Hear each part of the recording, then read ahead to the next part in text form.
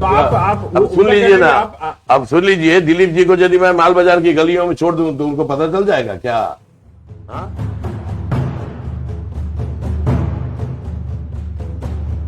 नहीं, जैसे आप सिलीगुड़ी के रहने वाले हो तो आपको क्या सिलीगुड़ी का हर एक क्या गली पता है? हाँ। दिलीप बाबू और उनकी फैमिली के मेंबर लोग जहाँ पढ़ाई लिखाई करने जाते हैं वहां मैं प्रोफेसर हूँ।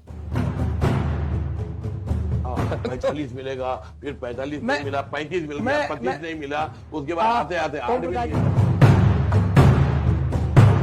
BJP is a party which is very poor. उनको शायद यह नहीं पता होगा जो आरएसएस ने लिखित में कहा है, जो इस संविधान में विश्वास नहीं करते हैं। तो बीजेपी के साथ जो आरएसएस का संपर्क है वो लीडर लोगों के दिमाग में है। दिमाग में नाथूराम गोडसे है और मुंह में आपको गांधी जी की बात करनी पड़ती है। तो नमस्कार दोस्तों, आज चुनावी संग्राम का पहला दिन है। आपसे कहें, आज पश्चिम बंगाल का चुनावों के जो प्रथम चरण है उनके मतदान हो रहे हैं। और बात अगर मतदान की करें तो कई इलाकों में शांतिपूर्ण मतदान हो रहे हैं, तो कहीं पर छुटपुट हिंसा की भी खबर है। कहीं पर ऐसे भी आरोप आए हैं कि जो वोट दिए जा रहे हैं ईवीएम मशीन के द्वारा, उनमें भी गड़बड़ी के आरोप लग रहे हैं। लेकिन ये चुनाव की बातें हैं, ऐसा लाजमी है, होगा, संभव भी है। लेकिन इसी बीच हम बात करते हैं सिलीगुड़ी विधानसभा क्षेत्र की। और सिलीगुड़ी विधानसभा क्षेत्र में लगभग सभी पार्टियों ने अपने उम्मीदवारों की घोषणा कर दी है और सभी उम्मीदवार अपने प्रचार में भी लग गए हैं। आप जानते हैं, भारतीय जनता पार्टी ने शंकर घोष को अपना उम्मीदवार बनाया है। वो लगातार अपने प्रचार में लगे हुए हैं, सुबह शाम उनके द्वारा प्रचार किया जा रहा है। और साथ ही जो सीपीएम, जो कि संयुक्त मोर्चा की तरफ से उम्मीदवार है, और ऐसे सीपीएम के उम्मीदवार है अशोक भट्टाचार्य। और अशोक भट्टाचार्य को भी सभी जानते हैं क्योंकि वो यहाँ के कई बार एमएलए रह चुके हैं, वो सिलीगुड़ी के मेयर भी रह चुके हैं, और जो पालिका पौर पिता यानी पालिका अध्यक्ष भी वो रह चुके हैं। वो भी पूरे जोश खरोश के साथ चुनाव प्रचार में लगे हुए हैं। और बात करें तृणमूल की, तो तृणमूल ने इस बार उम्मीदवार बनाया जो कि मृदभाषी है, ज्ञानी है, शिक्षाविद है, डॉक्टर ओम प्रकाश मिश्रा जी को। और ओम प्रकाश मिश्रा जी भी पूरे प्रचार में लगे हुए हैं, एकदम दिन रात अपने प्रचार में लगे हुए हैं, वार्ड वार्ड का भ्रमण कर रहे हैं और साथ ही अपनी जो बातें कहनी है दीदी के सिपाही के रूप में वो इस कार्य को बखूबी निभा रहे हैं। तो आज हमारे साथ स्टूडियो में मौजूद है डॉक्टर ओम प्रकाश मिश्रा जी, और साथ ही मेरे साथ इस कार्यक्रम में मौजूद है संजय शर्मा एडमिन जी, जो कि हमारे खबर समय के चीफ एडिटर भी है। तो आज बात करेंगे हम ओम प्रकाश जी से, और बातचीत का जो सिलसिला है मैं संजय से कहूंगा कि संजय शुरुआत करें और डॉक्टर साहब से बातचीत। हाँ सोनी, आपने कहा शुरुआत करें, तो शुरुआत आपने कर दी है और शुरुआत ओम प्रकाश जी के द्वारा भी हो चुकी है।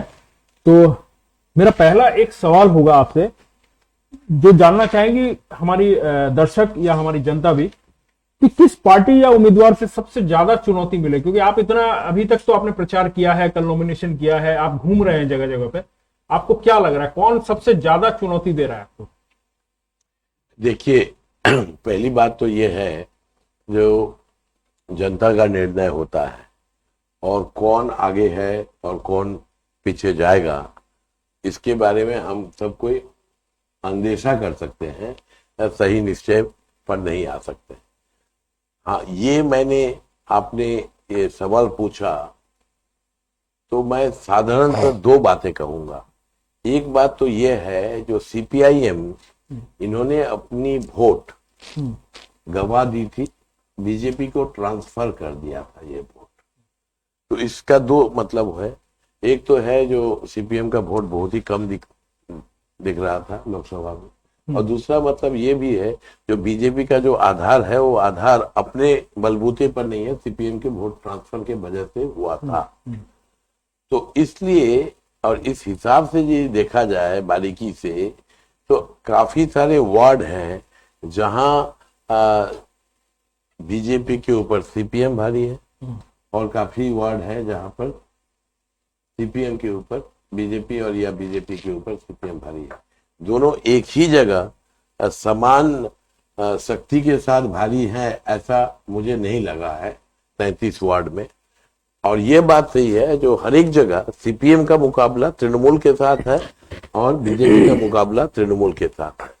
तो साधारणतः त्रिकोणीय संघर्ष है, पर यदि आप इसको और थोड़ा नीचे उतार कर देखें, हर एक एक वार्ड में मुकाबले का चेहरा और चरित्र अलग है, किंतु तृणमूल कॉमन है हर एक वार्ड में।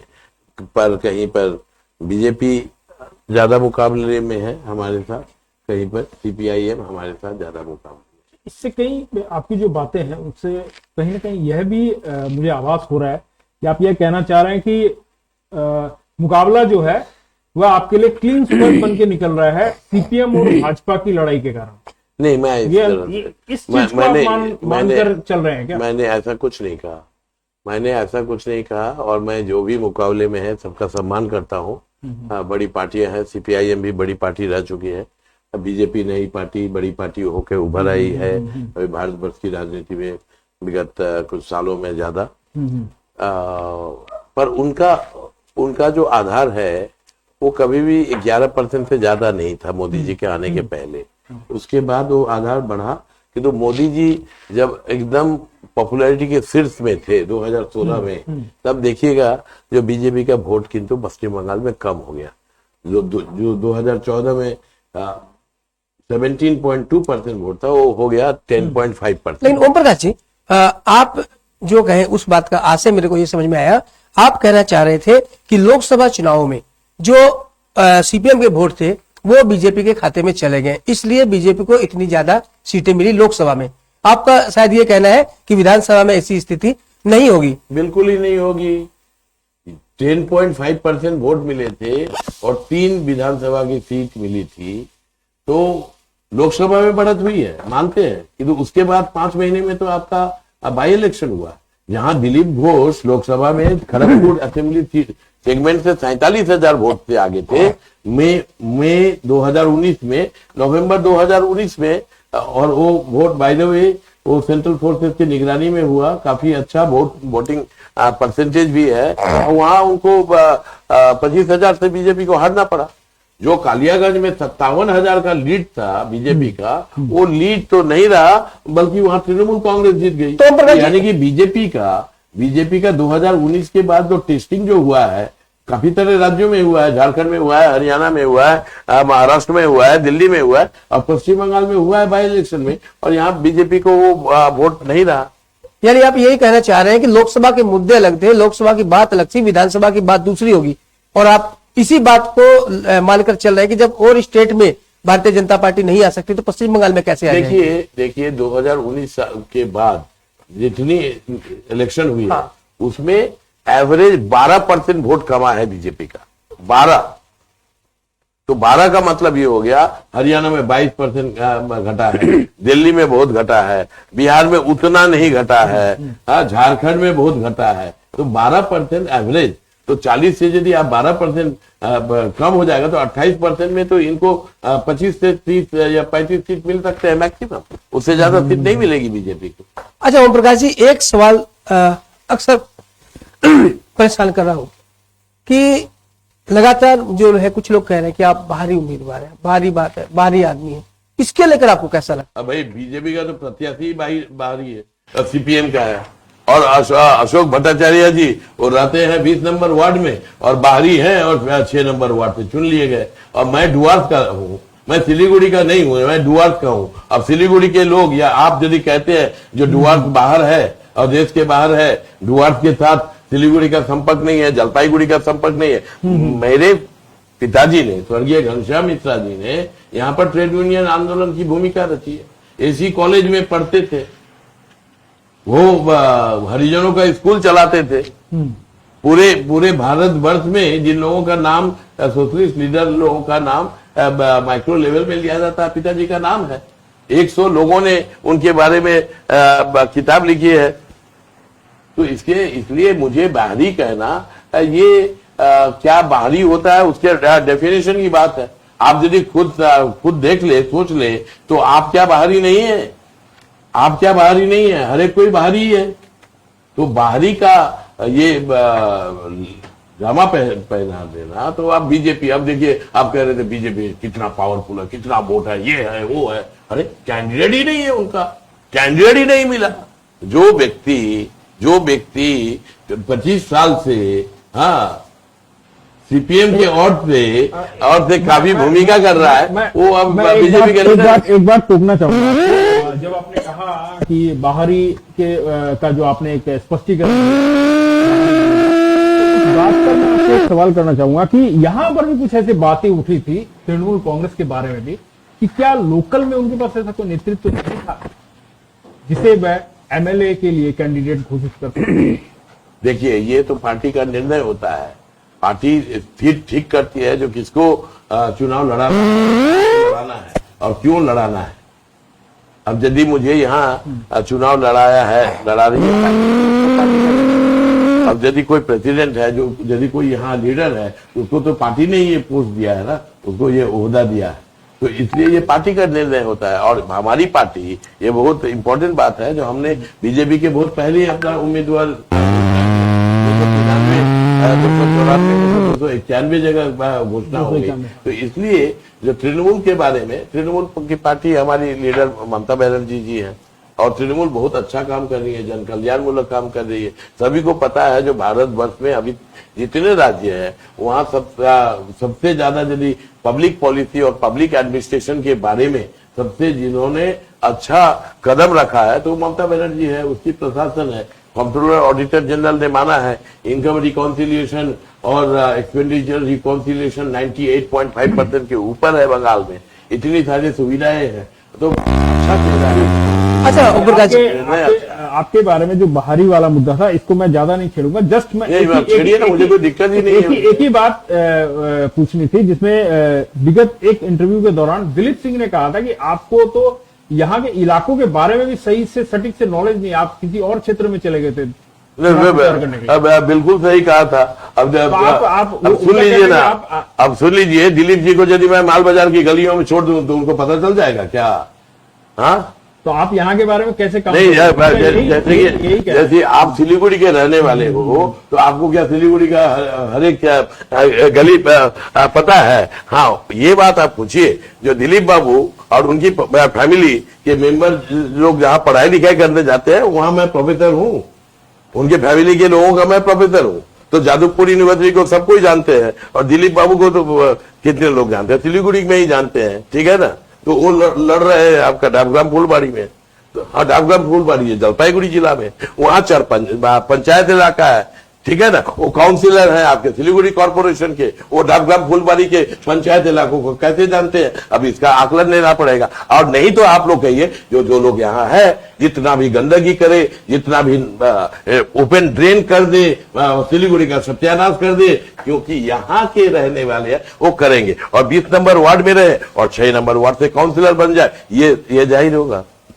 अच्छा ओम प्रकाश जी, केजरीवाल चर्चा में रहते हैं, और अरविंद केजरीवाल जी, और सबसे बड़ी बात वही है कि इतनी भारी सफलता बीजेपी ने पाई थी लोकसभा में, और उसके कुछ महीने बाद ही उन्होंने पटकनी दे दी थी बड़ी भारी। देखिए 70 सीट है, 63 में मिली, 70 सीट है विधानसभा के, 7 लोकसभा के, 7 जीती बीजेपी। हाँ, 65 जगह पे उनकी, 63 जगह पे वो आगे थे। अभी क्या हुआ, अब 8 सीट है। अमित शाह जी ने कहा 45 मिलेगा, फिर 45 नहीं मिला, 35 मिल गया, 25 नहीं मिला, उसके बाद आते आते 8 मिल गया। मैं उसी क्वेश्चन पे आ रहा हूं कि उस समय उन्होंने बहुत से वादे किए थे फ्री वाले, तो उसका उस समय विरोध किया था भारतीय जनता पार्टी ने कि ये कैसे करेंगे, ऐसे फ्री कैसे दे देंगे।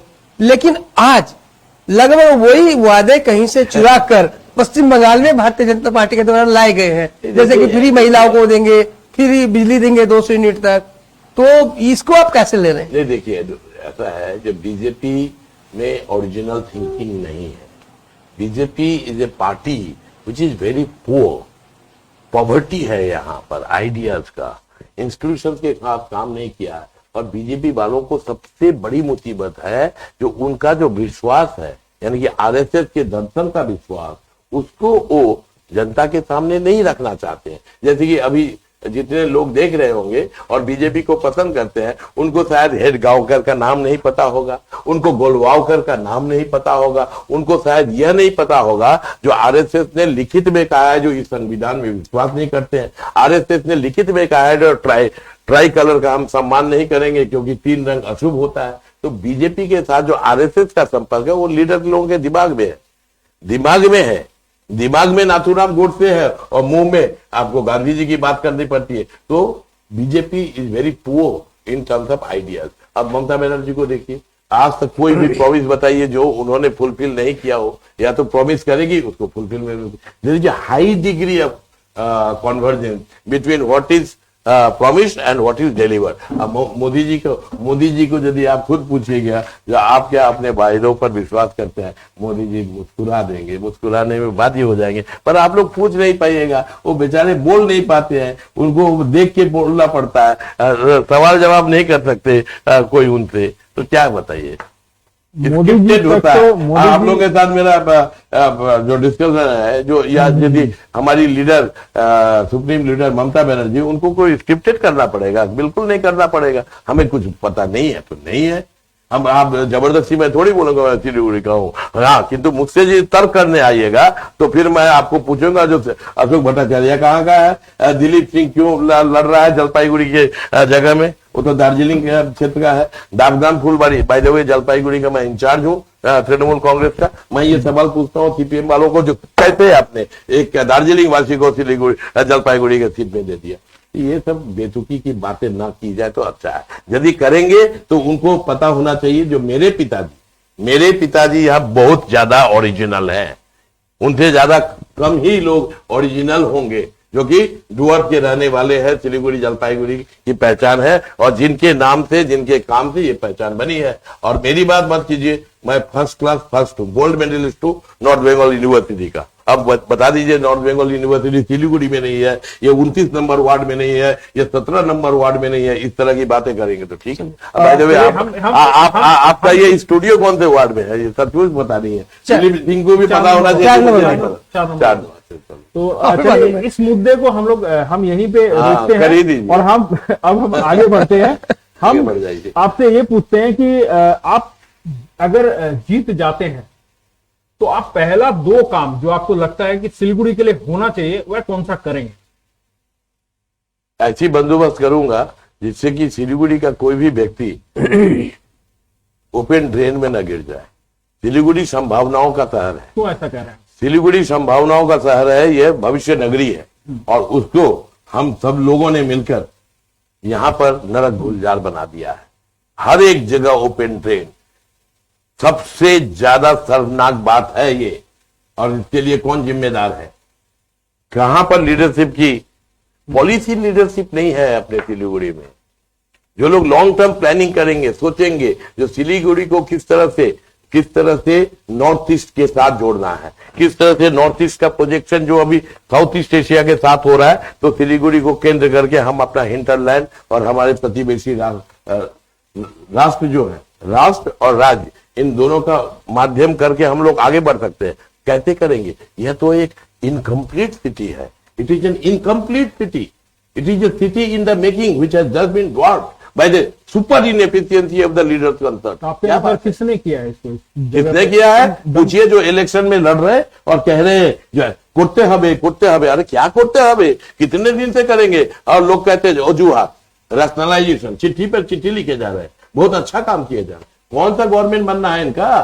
कौन सा गवर्नमेंट बनना है? वोट तो ट्रांसफर कर दिया, कैंडिडेट ट्रांसफर कर रहे हैं ये लोग बीजेपी से। बीजेपी को तन दे दिया है, मन दे दिया है और बीजेपी इनको धन दे रही है। यानी पहले वोट दिए और अब कैंडिडेट भी दे दिया। आपका इशारा सीपीआईएम और बीजेपी के रिलेशनशिप के बारे में है। पश्चिम बंगाल में तृणमूल कांग्रेस का वोट हमेशा हर एक इलेक्शन में बढ़ा है, इस बार और भी बढ़ेगा। और गारंटी के साथ कह रहा हूं मैं, जो हमेशा बढ़ा है, अभी तक पीछा नहीं हुआ है। ठीक है, it is a young party which actually is yet to reach its zenith, and CPIM is an old party which is actually dying because it has decided to give away its vote to BJP। अच्छा ओम प्रकाश जी, हमें तो अपनों ने ही लूटा, दूसरों में कहां दम था? आपकी पार्टी में विद्रोह देखा जा रहा है। आप बिल्कुल होना चाहिए। एक विद्रोही उम्मीदवार खड़े हो गए हैं। कौन विद्रोही? लालटू पाल जी। तो कहते हैं ना, जो चिल कुमार होते चिल हमेशा विद्रोही रहे हैं।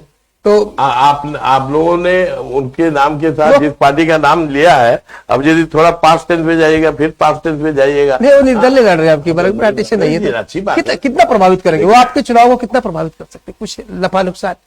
बीजेपी वालों को ज्यादा नुकसान होने वाला है, हमें नहीं।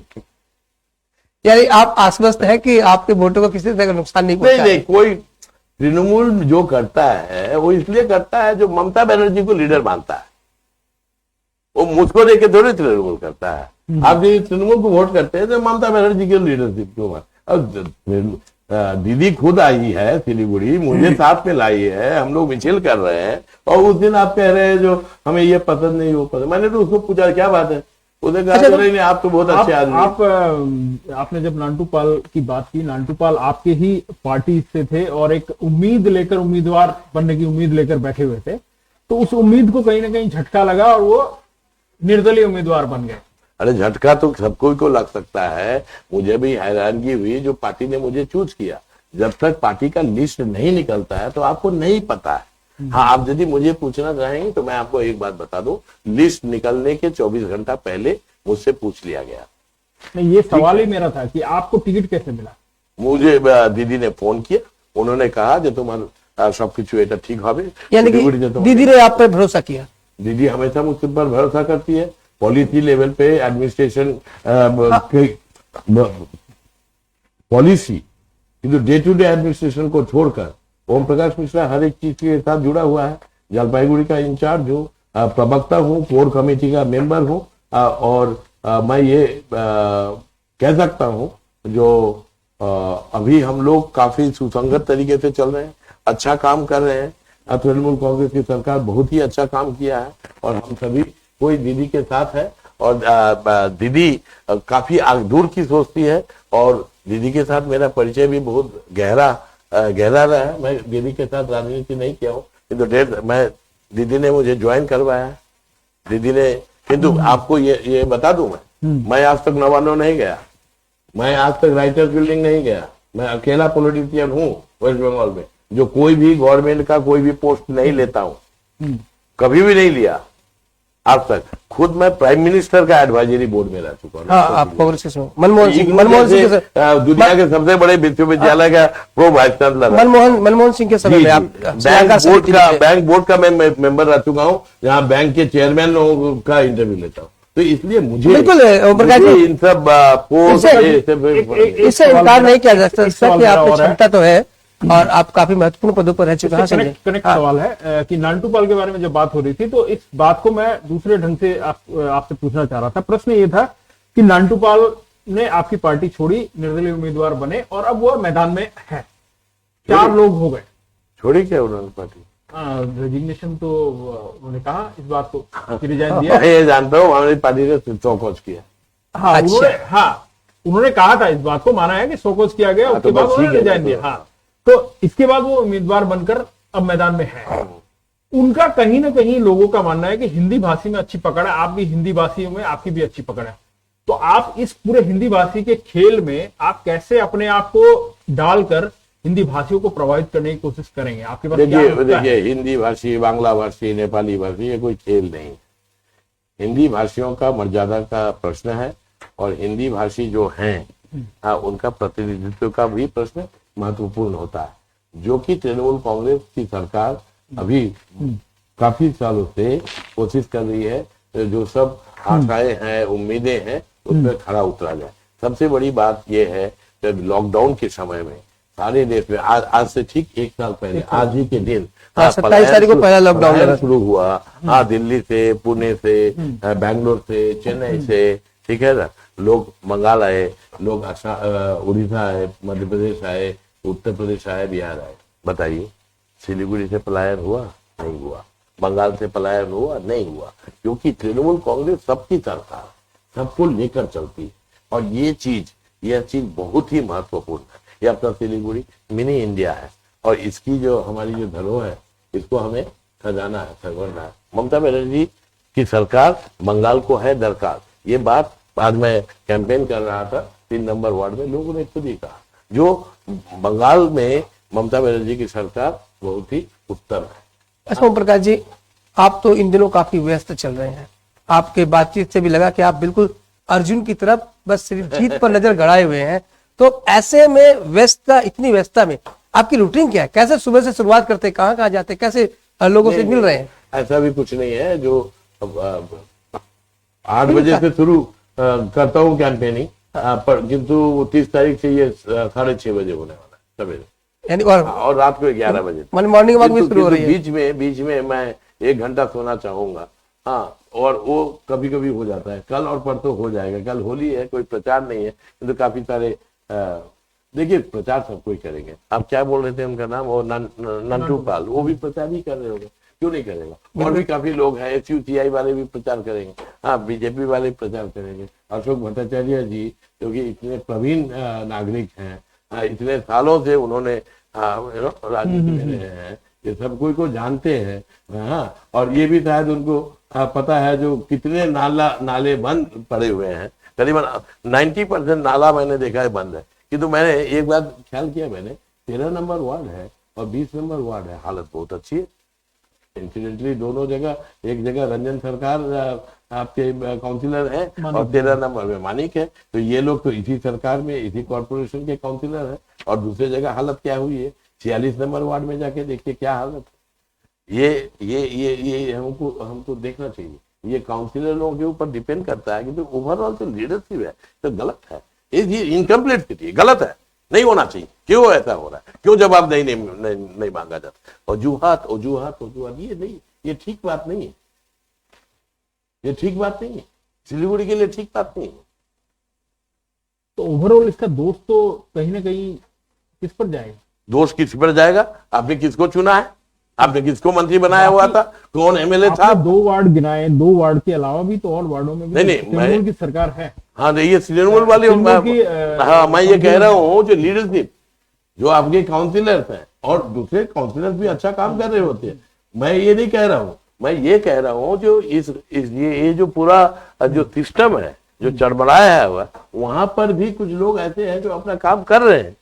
और 6 नंबर वार्ड में देखिए ना, ज्यादा दूर जाने की क्या जरूरत है। 6 नंबर वार्ड में कौन काउंसिलर है, क्या हालत है 6 नंबर वार्ड की, उसका जवाबदेही कौन देगा? वहां का काउंसिलर कौन है, मेयर कौन है, बोर्ड ऑफ एडमिनिस्ट्रेटर का चेयरमैन कौन है, किसने क्रिटिसाइज किया था इस पूरे प्रक्रिया को, और उसके बाद फिर ये चेयरमैन बन गए। तो क्यों बने, कैसे बने? ओम प्रकाश जी, एमएलए कैसे इस समस्या का समाधान कर सकता है? जी, ये बहुत MLA तो बार बार आरोप भी लगाते रहा है कि राज्य सरकार उनका सहयोग नहीं कर रही है, राज्य सरकार पैसे नहीं दे रही, वो बार बार ये आरोप लगाते हैं। देखिए, जो आरोप ही लगा रहे हैं, सही है, इस आरोप का जवाब आप लीजिए राज्य सरकार से, फिर दोनों को आप उसके प्रतिनिधि है भाई, तभी तो पूछ रहे हैं। मैंने पूरा पता किया है, यहाँ सुपर इनएफिशिएंसी है, 100% इनएफेक्टिवनेस है। और आप खाली चिट्ठी लिखे जा रहे हैं, जो पैसा दीजिए, वो तो कोई भी चिट्ठी लिख सकता है जो उद्यमी होगा। तो पैसे में घोटाला हुआ, आप कहना ये चाह रहे हैं? पैसा आया है और पैसे में घोटाला हुआ है? काम ही नहीं किया। पैसे में घोटाला हुआ है। अब मैं इस बारे में जानकारी कि काम नहीं हुआ है, पैसे आप इस तरह से मुझे पिन पॉइंट मत कीजिए।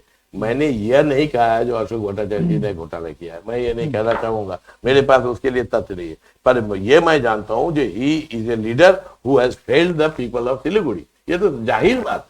अब लोग कह रहे हैं नहीं बहुत उम्र हो गई, फिर से एक बार वोट डाल दे, तो क्या मतलब है? ये खेल है थोड़ी, 30 साल से चल रहा है, और इसीलिए बगावत भी हो गई उनकी पार्टी में। आप नंटू पाल की बात कर रहे हैं, यहाँ तो उनका जो पता नहीं कौन सा हाथ और कौन सा टैटू और क्या है, वो चला गया। उसने क्या लिखा है वो पढ़ लीजिए, उसके बाद उनको खुद ही छोड़ देना चाहिए था। उसने जो लिखा है अपनी चिट्ठी में, उसके बाद वो कैसे मैदान में टिके हुए हैं? तो वो तो एक दूसरे का जवाब दे दे, और ये भी अपना जवाब दे दे। अब तो फुल स्लीव पहनना पड़ेगा, कोई बता रहा था मजाक करके, फुल स्लीव कपड़े लत्ते पहनने पड़ेंगे। और क्यों पहनने पड़ेंगे वो तो पता है। तो मैं पूछ देता हूँ एक सवाल यह है कि नंदीग्राम में चुनाव प्रचार के दौरान जब मुख्यमंत्री चोटिल हुई थी या कथित तौर पर जो कहा गया था हमला हुआ है, इस बात को लेकर भी जो विपक्ष है लगातार कहे जा रहे हैं, तंज कस रहे हैं कि यह एक नाटक है, सहानुभूति बटोरने का एक जरिया है। आप इस पर क्या कहेंगे और क्या लगता है आपको कि क्या ये वाकई सहानुभूति वोट मिलेंगे आपको? जिस लोगों ने ये कहा है उनसे यह पूछिए जो प्रधानमंत्री संसद की गरिमा को नष्ट कर रहे हैं, पार्लियामेंट्री डेमोक्रेसी को बर्बाद करने पर तुले हुए हैं, और वो पार्लियामेंट में प्रवेश करने के पहले वो साष्टांग प्रणाम करते हुए घुसे थे। वो क्या नाटक था? नोटबंदी के समय कहा था 50 दिन के बाद नहीं सब कुछ ठीक होगा, तो मुझे आप लोग कोड़ों से मारिए या बेतों से पीटिए, इस तरह का। वो क्या नाटक था? ये जो पुलवामा था वो क्या नाटक था? बालाकोट क्या सुपर नाटक था? बीच बीच में जो आंसू बहा रहे वो क्या नाटक है? और नाथूराम गोडसे को प्यार करते हो पर जवान पर बोल नहीं पाते हो, वो क्या नाटक है? दीदी के संदर्भ में इस तरह की बातें करना बहुत गलत है। दीदी एक ऐसी महिला है जिसने 1000 अत्याचार सहे हैं, जो सड़क पर आंदोलन करते हुए आगे बढ़ी है और बंगाल को दिशा दिखा रही है। She has emerged as one of the best chief minister, having a complete mastery over public policy and public administration. उनके साथ जो हुआ है बहुत निंदनीय है। उनके साथ बहुत कुछ जो लोग कह रहे नाटक है, वो ये बात कहना निंदनीय है। उनके माथे पर, उनके सर पर कितने बार आघात हुए हैं। वो खुद कहती है कि ऐसा कोई पार्ट नहीं है बॉडी में जहां पर she has not been attacked, और ये बात सारी दुनिया जानती है। सीपीएम के समय में यह घटना हुई, इस बात का ये एक बार नहीं हुआ है, बहुत बार हुआ है। जो राइटर्स बिल्डिंग से बालों में खींच कर उन्हें निकाला। लेकिन ओम प्रकाश जी, ये भी तो सच है कि भारतीय जनता पार्टी ने ही ममता बनर्जी को इस स्तर तक लाने में काफी सहयोग रहा। भारतीय जनता पार्टी तो पहला रेल मंत्री जो इतना बड़ा महत्वपूर्ण पद जो है वो भारतीय जनता पार्टी की तरफ से ही मिला। गलतफहमी है। भारतीय जनता पार्टी की सरकार बनी है 2014 में। आप जिस सरकार की बात कर रहे हो वो है कोalition गवर्नमेंट, अटल बिहारी वाजपेयी।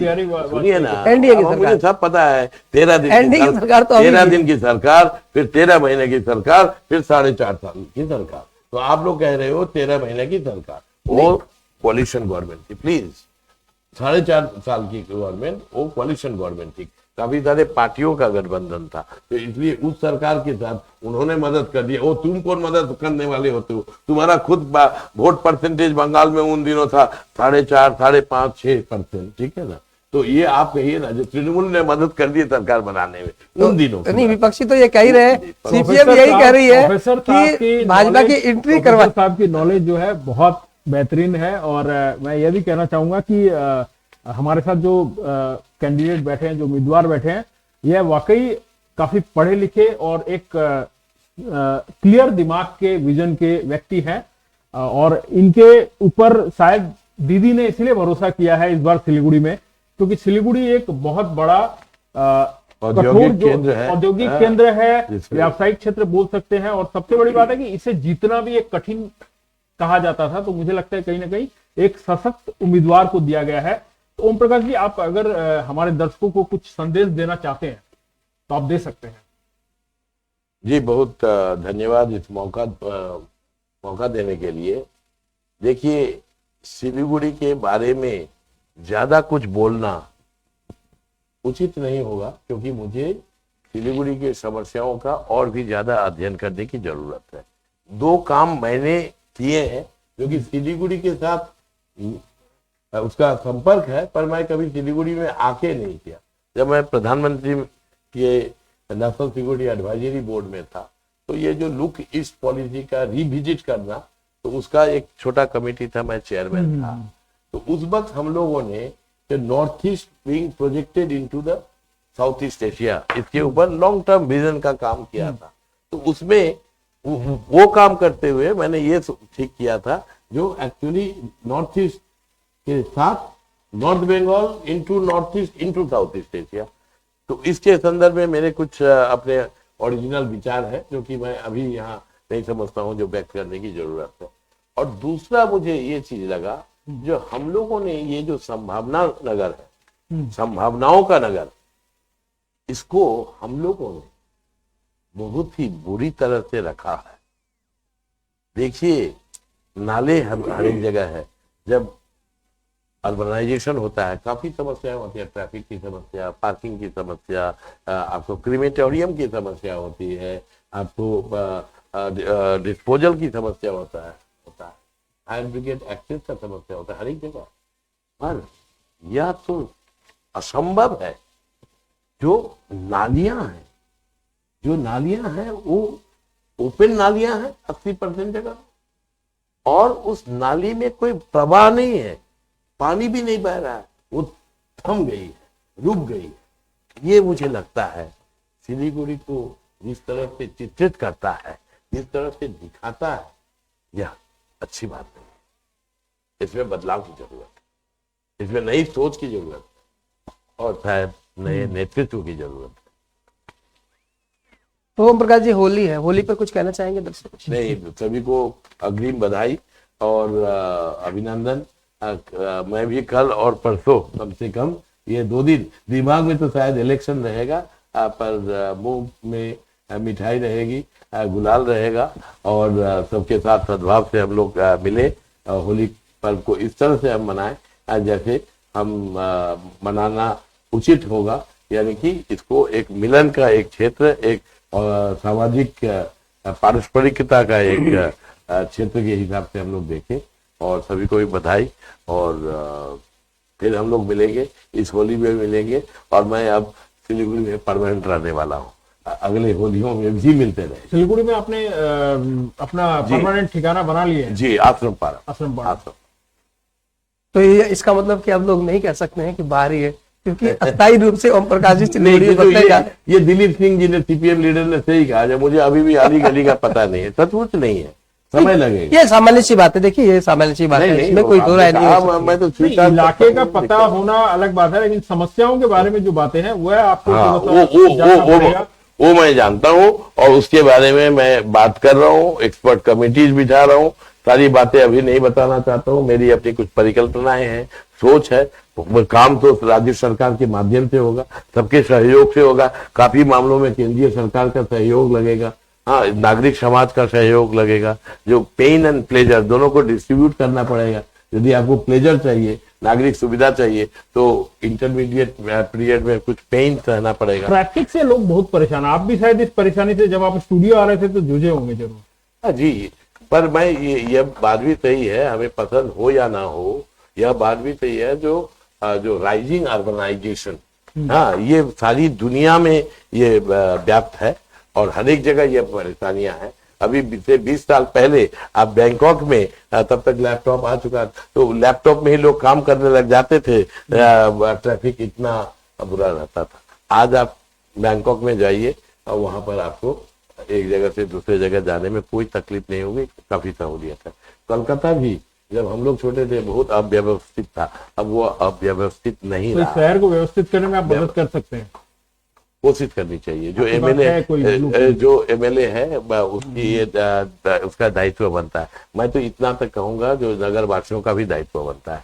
वो कैसे यह तय रहे हैं जो उनके मकान के बाहर अपने घरों को सजाते हैं, संवारते हैं, हाँ, यहाँ तक कि जूता पहन के भी नहीं जाते, और जहां आप बाहर निकले बाएं और दाएं तो पूरा ओपन ड्रेन है।